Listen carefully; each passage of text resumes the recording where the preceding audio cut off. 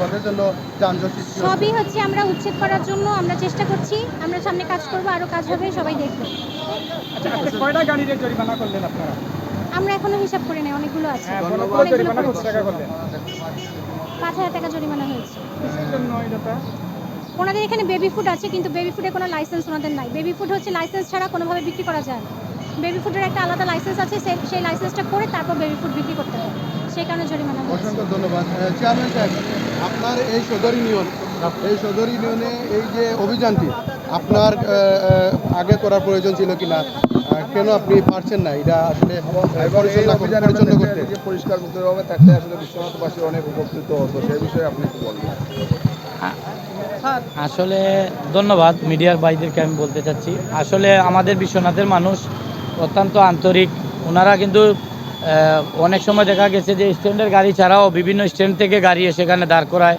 তারাও বোঝার জন্য আমি বলছি লাইভে, ওনারা এসে এখানে স্ট্যান্ডের সামনে যদিও প্যাসেঞ্জার নামান তারপরে সাথে সাথে চলে গেলে এখানে কোনো যানজট সৃষ্টি হয় না।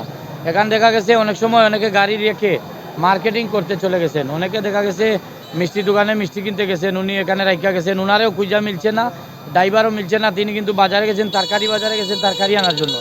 এর জন্য ওনারা পার্কিং আছে আমাদের বিভিন্ন সামনে মার্কেট আছে, মার্কেটের সামনে রাখার জায়গা আছে, আলেরা মার্কেটের নিচে রাখার জায়গা আছে। সবাই কিন্তু স্বাবলম্বী আমাদের এই প্রবাসী ভাইয়েরা দেখছেন, এটা সবাই আসলে অত্যন্ত খুশি হবেন। আমরা ইউনো মহোদয়, আমি ইউনিয়ন অফিসে ছিলাম, উনি আমাকে ডাক দিলেন যে নিচে নামার জন্য, এর জন্যই আমি ওনার সাথে এসে যুক্ত হলাম। আমি হঠাৎ দেখলাম এখানে ভ্রাম্যমাণ আদালত ওনারা এসেছেন, ওনাদেরকে সহযোগিতা করার জন্যই আসলে আসা।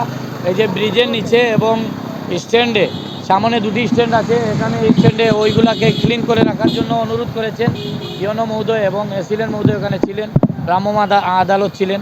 আমিও ওনাদেরকে বুঝিয়েছি, ওনারা সরে গেছেন। আমরা আশা রাখবো আমাদের ভাইয়েরা আগামীতে এরকম জায়গাটুকু যাতে ক্লিন করেন। এখানে দুই একটি মোটরসাইকেলেও জরিমানা হয়েছে। মোটরসাইকেলের ভাইয়েরা তো অনেক সময় রেখেই যায় যে দোকান থেকে শপিং করে চলে যাবে, এরই সাথে সাথেই যেহেতু ভ্রাম্যমাণ আদালত এখানে উপস্থিত, তখন এই গাড়িটি ছিল, সেই গাড়িতেও জরিমানা হয়েছে। আসলে আমরা আমাদের গাড়িগুলো যাতে রোডে আর না রাখি, আমরা সেদিকে খেয়াল রাখতে হবে। এবং যারা ব্যবসায়ী ভাইয়েরা যেগুলো তাদের জায়গা থেকে প্রস্থ করে এখানে রোডে নিয়ে এসেছেন, অনেক সময় দেখা গেছে বাস্কো এবং সাইনবোর্ডগুলো সেগুলো সরালে যানজট মুক্ত হবে। পাশাপাশি ওই যে সামনে স্ট্যান্ডে অনেক সময় এলোমেলো গাড়ি দাঁড়ানো থাকে, আমি ওনাদেরকে বলেছি, ওনারা বলেছেন যে এই জায়গাটুকু ক্লিন করে রাখবেন। আমি আশা রাখবো আজকের পরে ওনারা এই জায়গাটাকে যাতে সুন্দর করে রাখেন, এটি অনুরোধ করব আমি স্ট্যান্ডের ভাইদেরকে এবং ব্যবসায়ী ভাইদেরকে অনুরোধ করব, তারাও যেন তাদের শৃঙ্খলা বজায় রাখেন।